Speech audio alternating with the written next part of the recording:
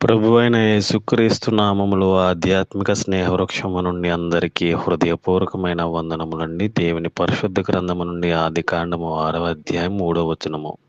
అప్పుడు యెహోవా నా ఆత్మ నరులతో ఎల్లప్పుడూ వాదించదు. వారు తమ అక్రమ విషయములో నరమాతులై ఉన్నారు. అయినను వారి దినములు 120 ఏండ్లగునను. దేవునికి మహిమ కలుగును గాక. నా ప్రియమైన సహోదరులారా, దేవుని యందు ప్రతి ఒక్కరూ క్షేమంగా, సంతోషంగా, ఆనందంగా ఉన్నారని తలుస్తూ దేవుడు చూపించినటువంటి కృపను బట్టి ఎంతగానో దేవుని స్తుతిస్తున్నాం. ఇక్కడ ఆరో అధ్యాయంలో ఎంతో చక్కటి సారాంశము, నరుల యొక్క పాపం, అదేవిధంగా వినాశనం గురించి దేవుని ఆవేదన మరియు హెచ్చరికలు ఉన్నాయి ఇందులో. నోవహు మరి వాడను నిర్మించడం అనేది మనకు కనబడుతుంది ఈ అధ్యాయంలో. వాడి యొక్క ఏర్పాట్లు, మంచి కీలకమైనటువంటి అంశాలు ఇందులో మనం చూడగలుగుతున్నాం. ఇక్కడ 1-2 వచనంలో చూసుకుని మనం ముందర వివరించుకున్నట్లయితే, నరులు భూమి మీద విస్తరింపనారంభించిన తర్వాత కుమార్తెలు వారికి పుట్టినప్పుడు దేవుని కుమారులు నరుల కుమార్తెలు చక్కని వారని చూచి వారందరిలో తమకు మనస్సు వచ్చిన స్త్రీలను వివాహము చేసుకొనిరి. దేవునికి మహిమ కలుగును గాక. నా ప్రియమైన వాళ్ళారా, ఇక్కడ మానవుల పాపం పెరిగిపోవడం వల్ల దేవుని ఆత్మ నరులతో ఎల్లప్పుడూ వాదించదని వాక్యం సెలవిస్తుంది. వారి ఆయుష్ను 120 ఏళ్లకు తగ్గిస్తున్నట్టు హెచ్చరిస్తున్నటువంటి యొక్క వాక్యం సందర్భం మనం చూస్తున్నాం. దేవుని కుమారులు భక్తిగల షేతు సంతానం లేదా దూతల నరుల కుమార్తెలు కయ్యేను సంతానం అందాన్ని చూసి ఇష్టానుసారంగా వివాహం చేసుకోవడం ద్వారా దైవిక క్రమాన్ని ఉల్లంఘించారని, ఇది జలప్రలయానికి దారి తీసిందని బైబిల్లో ఎంతో చక్కగా క్లుప్తంగా వివరించబడుతుంది. నా ప్రియమైన వాళ్ళారా, నరులు భూమి మీద విస్తరించినప్పుడు దేవుని కుమారులు దేవుని భయం కలిగిన సేతు వంశస్థుల కొందరు మరి లేదా పడిపోయిన దూతలుగా మరికొందరు నరులు కుమార్తెలను కయ్యేను వంశస్థుల నుంచి వివాహం చేసుకోవడం ద్వారా దేవుని ఆజ్ఞను అతిక్రమించారు. దీనివల్ల లోకంలో దుష్టత్వం పెరిగిపోయింది. నెఫీలీయులని బలవంతులు మరి దీంట్లో జన్మించడం అనేది మనం చూస్తున్నాము. చెడుతనం చూసినప్పుడు దేవుడు హృదయంలో నొచ్చుకున్నాడంటండి. తన ఆత్మ నరులతో ఎల్లప్పుడూ కూడా వాదించదు. నోవహు గారు మరి ఇందులో మనుషులందరూ చెడిపోయిన నోవహు దేవుని దృష్టిలో కృప పొందిన వాడని ఎంతో చక్కటి మాట ఇది. మనుషులందరూ కూడా చెడిపోయారు, ఇప్పుడు కూడా చెడిపోయారు, ఇంకా కూడా చెడిపోవటానికి దేవుని వదిలి ఈ లోకానుసారంగా పాపపు క్రియల్లో వెళ్ళిపోతున్నారు. నా ప్రియమైన వాళ్ళారా, ఇక్కడ నోవహు గారు దేవుని దృష్టిలో కృప పొందిన వాడని ఎంతో మంచి వాక్యం మనకు తెలియపరుస్తుంది. భూమిని జలప్రలయంతో నాశనం చేస్తానని దేవుడు నోవహుకు చెప్పారు. మనమందరం కూడా చదువుకున్నాం చిన్ననాటి నుండి ఇప్పటి వరకు కూడా. మనకు తెలిసి ఇవన్నీ కూడా వాక్యాలు, కథలు, ప్రసంగాలు. భూమిని జలప్రలయంతో నాశనం చేసేస్తాడని దేవుడు నోవహు గారు చెప్పినట్లు మనం చూస్తున్న ఈ యొక్క అధ్యాయంలో. తనను తన కుటుంబాన్ని, జంతువులను రక్షించుకోవడానికి గోఫోరు మ్రానుతో ఒక పెద్ద ఓడను, ఇందులో చక్కటి మరి ఓడ కట్టిన విధానం మనం చూస్తున్నాము కూడా. ఒక ఓడను కట్టించి ఆ దేవుడు ఏం చేశాడంటే ఆయనకి ఆజ్ఞాపించారు. ఎవరికి? నోవహు గారికి. మనకు కూడా దేవుడు అనేకమైన సూచనలు, ఆ దేవుని దైవజనుల ద్వారా సలహాలు ఇస్తున్నాం కానీ చేయలేకపోతున్నాం. ఎంతో చక్కటి ఓడను కట్టించి ఆ యొక్క తరాలను దేవుడు రక్షించడానికి ఆయన ప్రకటించాడు. ఆయన దేవుని ఆత్మ మనుషులతో ఎల్లప్పుడూ వాదించదంటండి. చూశారు కదా, మానవ హృదయంలో తలంపులన్నీ కూడా కేవలం చెడ్డవని ఎంతో స్పష్టం తెలియజేస్తుంది యొక్క వాక్యము. అక్రమ విషయంలో నరమాతులై ఉన్నారంటండి. మానవుని యొక్క మరి తలంపులు, ఆలోచనలు, చూపులు అన్నీ కూడా చాలా చెడ్డవిగా ఉన్నాయి నా ప్రియమైన వాళ్ళ. చాలా జాగ్రత్తగా ఉండాలి మన యొక్క మరి ఈ కాలంలో. ఎప్పుడు వాక్యము మనకు తెలియపరుస్తుంది. మనము జాగ్రత్తగా ఉండాలి.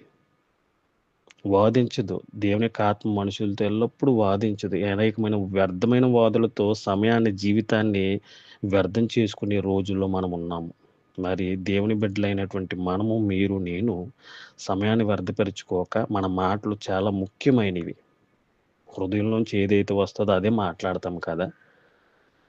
ఇక్కడ దేవుని ఆత్మ అంటే మనుషులతో ఎల్లప్పుడూ వాదించదని వాక్యం సెలవిస్తుంది. మనము కూడా దేవుని కుమారులు, కుమార్తెలు కాబట్టి విలువ కలిగినటువంటి వారిగా మంచి మాటల సంభాషణతో మన మాటలుండాలి. మానవుని యొక్క హృదయంలో తలంపులు ఎప్పుడు కూడా కేవలం చెడ్డవిగానే ఉంటున్నాయి. ఎప్పుడైతే దేవుని యొక్క ఆత్మ పొందుకోలేరో, వాక్యం చదవలేరు, ప్రార్థన సహవాసంలో, సంఘ సహవాసంలో పరిశుద్ధాత్మగా మనం ఎప్పుడైతే ఉండలేమో తలంపులన్నీ కూడా చెడ్డవి. చెడిపోతున్నారు అందరూ కూడా. ఆనాటి కాలంలోనే ఎంతో చక్కటి ఆదికాండంలో ఎంతో స్పష్టంగా మనకు ప్రారంభ దశలోనే అన్నీ కూడా దేవుడి వాక్యాలు మరి మొదలైనయి ఇందులో చదువుతుంటే. మానవుని యొక్క హృదయంలో తలంపులన్నీ కూడా చెడ్డవితో ఉన్నాయండి. మనం వాక్యాన్ని ఎప్పుడు కూడా హృదయంలో నింపుకునుంటే ఆ చెడునంతా తీసివేయొచ్చు. ఎప్పుడైతే ఈ హృదయంలో వాక్యాన్ని నింపుకున్నామో దేవుడు మన జీవితాన్ని ఎంతో పరిశుద్ధంగా, మన కుటుంబాన్ని, సంఘాన్ని, సమాజాన్ని పరిశుద్ధంగా నిలిపి నడిపించటానికి సిద్ధంగా ఉన్నాడు నా ప్రియమైన వాళ్ళారా. ఆనాడు దేవుని మాట వినకుండా అందరూ కూడా జలప్రయంలో కొట్టుపోయినట్టుగా ఈ యొక్క చరిత్ర గ్రంథాల్లో, వాక్యాల్లో మనం చూస్తుంటే ఎంత అద్భుతమైనటువంటి ఈ యొక్క దేవుడు ఏర్పాటు, నడిపింపు మనం చూస్తున్నాం నా ప్రియమైన వాళ్ళారా. ఇక్కడ నోవహు దేవుని దృష్టిలో నీతిమంతుడిగా కనబడ్డాడిక్కడ. చూసారా? మనం కూడా దేవుని దృష్టిలో నీతిమంతులుగా ఉన్నామా? నటించేవారుగా మనం ఉన్నదనేది దేవుడు మనల్ని పరిశీలిస్తున్నాడు. మనకు గ్రహింపు ఉండాలి.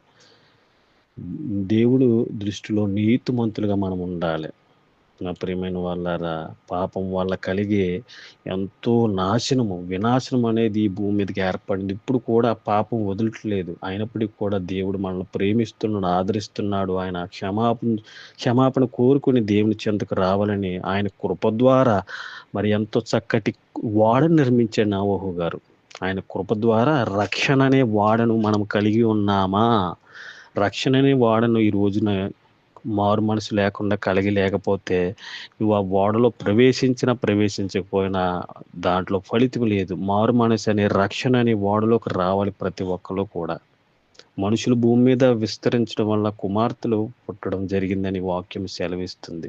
దేవుని కుమారులు, నరుల కుమార్తెలు, దేవుని యొక్క కుమారులు చాలా మంది అభిప్రాయం ప్రకారం సేతు వంశస్థులైనటువంటి దైవభక్తి గలవారు నరులు, కుమార్తెలు కయ్యేను వంశస్థులైనటువంటి లౌకిక మరి దృష్టి స్త్రీలు వివాహం చేసుకున్నారని వాక్యం సెలవిస్తుంది ఇందులో. ఇది దేవుని యొక్క ఆజ్ఞకు విరుద్ధమైనటువంటి మరి యొక్క ఆధ్యాత్మికమైనటువంటి పతనానికి గురి చేస్తుంది ఈ యొక్క పాపం. మరి యెహోవా ఆత్మ పాపం విపరీతంగా పెరిగిపోవడం వల్ల దేవుని ఆత్మ మనుషులతో కూడా ఇప్పుడు కూడా మరి వాదించదని కూడా వాక్యం సెలవిస్తుంది ఇందులో. మరి ఆయుష్ తగ్గింపు. మరి మానవుడు పాపంలో చిక్కుకున్నందున వారి ఆయుష్ను 120 ఏళ్లకు తగ్గిస్తున్నట్టుగా వాక్యం కూడా ఇందులో సెలవిస్తుంది. నా ప్రియమైన వాళ్ళారా, మరి ఈ యొక్క మరి నెఫీలీలు, మహాశూరులు మరి ఎంతోమంది యొక్క వాక్యాలు మనం చూస్తున్న ఈ వచనాల్లో. వివాహం వల్ల వచ్చినటువంటి సంతానం బలవంతులుగా నెఫీలీలుగా మారారని వాక్యము సెలవిస్తుంది నా ప్రియమైన వాళ్ళారా. దైవిక నియమాలను అతిక్రమించి లౌకికవాదంతో కలిసినప్పుడు వచ్చే పతనాన్ని పాపం జలప్రలయంతో మొత్తము కూడా మరి నాశనం అయిపోయినట్లు మనం ఇందులో చూస్తున్నాం. నా ప్రియమైన వాళ్ళారా, పాపం వల్ల కలిగే అనేకమైనటువంటి వినాశనాలు మనం ఇప్పుడు చూస్తున్నాం కదా. పాపం వల్ల కలిగే మరి కేవలం చెడ్డవిగా ఉన్న మానవుని యొక్క హృదయంలో యెహోవా ఆత్మ నరులతో ఎల్లప్పుడూ వాదించదు కనుక తమ అక్రమ విషయంలో నరమాత్రులే ఉన్నారు. అనేకమైన అక్రమాలు జరుగుతున్నాయి నా ప్రియమైన వాళ్ళారా. మనుషుని యొక్క హృదయంలో ఎప్పుడైతే దేవుని వాక్యాన్ని దేవునికి చోటు ఎప్పుడైతే ఇస్తారో ప్రశాంతమైన జీవితాన్ని మనం చూడగలుగుతాం. మంచి పరిపాలన జరుగుతుంది. ఈ యొక్క యుద్ధాలు, మరణ హోమాలు, గందరగోళాలు కుటుంబాల్లో, సంఘాల్లో ఇప్పుడు కూడా ఏర్పడబడి వాక్యం సెలవిస్తుంది. ఎందుకంటే ఇక్కడ నోవహు గారు రక్షణ వాడను సూచిస్తుంది. రక్షణ వాడను కట్టారు, ఆయన పిలుస్తున్నారు. ఇంకెంతో చక్కటి యొక్క వాక్యము దేవుడు మనకిచ్చినందుకు మనం ఎంతో ధన్యులము. దేవుడు అట్టి కృప మనందరికీ దయచేసి ఆశీర్వదించును గాక. Thank you lord. God bless you all.